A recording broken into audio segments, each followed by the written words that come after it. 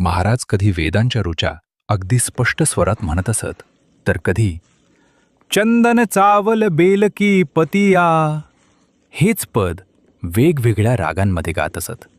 कधी गणगण भजन करीत, तर कधी पूर्ण शांत बसून मौन धारण करीत. एकदा शेगावातील मान्यवर जानराव देशमुख यांची प्रकृती खूपच खालावली. आजार इतका वाढला की त्यांच्या शरीरातील सर्व शक्ती संपली. घरच्यांना खूप दुःख झाले.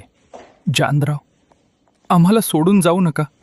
शेवटी त्यांनी विचार केला की आता शेवटचा उपाय म्हणून महाराजांकडे जावे.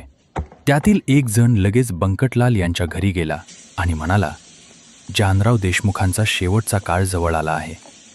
कृपया महाराजांचे चरणतीर्थ द्या. ते त्यांच्यासाठी अमृतासारखे ठरेल.